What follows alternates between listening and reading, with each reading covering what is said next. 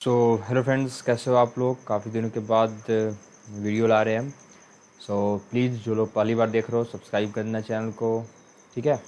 चलिए, और वीडियो को लाइक ज़रूर करना आप। इस वीडियो में पार्टिकुलरली हम डिस्कस करने वाले हैं ना कि नीट जो 2020 अपना 26 जुलाई को जो शेड्यूल्ड है उसमें क्या क्या आपको करना है। अभी अभी जो बच्चे हुए हमारे लगभग अबाउट 1 मंथ एंड 20 डेज के करीब करीब हमारे पास बचे हैं, तो उसमें कैसे हमको एक्ट करना है जुडिशियसली, ओके, ताकि अपन नीट 2020 में एक अच्छा खासा स्कोर कर सके। मार्क्स क्या क्या करना है अभी से लेकर आगे तक का बेसिकली प्लान क्या होगा हमारा। तो सबसे पहला चीज़ आपको ध्यान क्या रखना है, हम सब्जेक्ट पर डिस्कस करेंगे अपन, ठीक है। तो सबसे पहले अपन बात करते हैं फिजिक्स की लेकर। फिजिक्स में अभी क्या करना है, मैं स्ट्रेट फॉरवर्ड बोलूँगा, मैं फिर रिपीट कर रहा हूँ, स्ट्रेट फॉरवर्ड बोल रहा हूँ कि अभी आप सिर्फ और सिर्फ क्या करो, प्रीवियस ईयर्स क्वेश्चंस करो, ठीक है। साथ में आप कोई ना कोई टेस्ट सीरीज जरूर दे रहे होगे तो उसके पेपर को करो बस, ठीक है। टेस्ट सीरीज के पेपर जो देने के बाद उसको एनालाइज करो, उसको देखो क्या क्या उसमें आपको समझ में आ रहा है, क्या क्या लैक हो रहा है, उनको सीखने की कोशिश करो आप, ठीक है। इसके अलावा यदि टाइम बच जा रहा है आपका, नोट्स तो साथ में लेना ही है आपको, नोट्स तो कर ही रहे हो आप।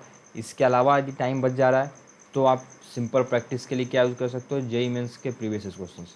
इसके अलावा मैं फिर बोलूँगा कुछ नहीं करना आपको, ठीक है। तो प्रीवियस ईयर्स करो, नीट के टेस्ट सीरीज जो दे रहे हो तो देना ही है अभी टेस्ट, आपको टेस्ट दोगे तभी आपको बेसिकली कंसेप्ट क्लियर होंगे। फिर नोट्स अपना करो, और यदि टाइम बचता है तो जेई मेंस के प्रीवियस क्वेश्चन को, इसके अलावा कुछ नहीं करना है।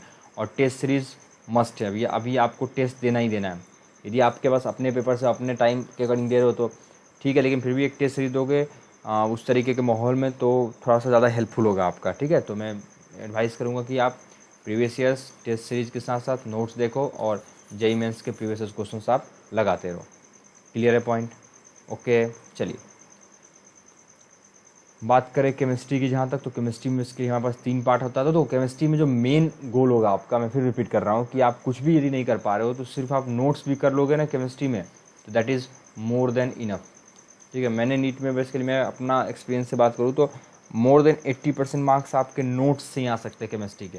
केमिस्ट्री यदि अच्छे से आप नोट्स पढ़ लोगे केमिस्ट्री में, ठीक है, केमिस्ट्री में यदि आप नोट्स अच्छे से फॉलो कर लेते हो तो that will provide you more than 80% marks. वो आपको मोर देन 80% मार्क्स देने के लिए सक्षम है, ठीक है। मोर देन 80% मार्क्स आपको उसी से आ जाएंगे, जो केमिस्ट्री के आपके नोट्स है ना, उसी से मोर देन 80% मार्क्स आपको देखने को मिल जाएंगे। सो आई विल अगेन एडवाइस कि आप नोट्स को अच्छे से करो केमिस्ट्री में।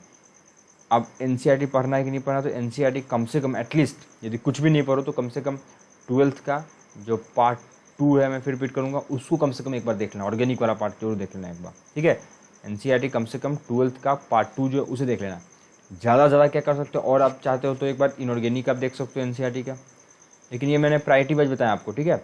सबसे पहला प्रायोरिटी क्या होगा आपका, एनसीईआरटी 12th का पार्ट 2, वो यदि हो जाए और आपका टाइम फिर भी बच जाए तो आप इनऑर्गेनिक भी देख सकते हो, ज़रूरी नहीं है। लेकिन नोट्स आपके पास अच्छे हैं तो आपको ज़रूरी नहीं है कि वो पढ़ना, ठीक है, लेकिन फिर भी देख सकते हो यदि टाइम आपके पास बचता है तो।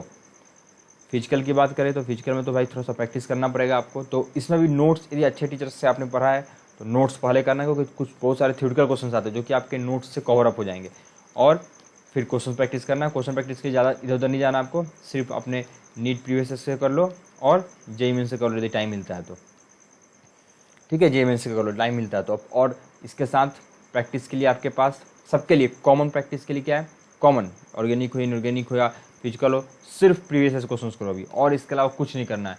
प्रीवियस करो और जो आप टेस्ट सीरीज दे रहे हो बेसिकली उसी के पेपर को एनालाइज करो, उसी के पेपर को देखो, इसके अलावा कुछ नहीं करना। मैं फिर रिपीट कर रहा हूँ, मत फंसना इधर उधर में, ठीक है।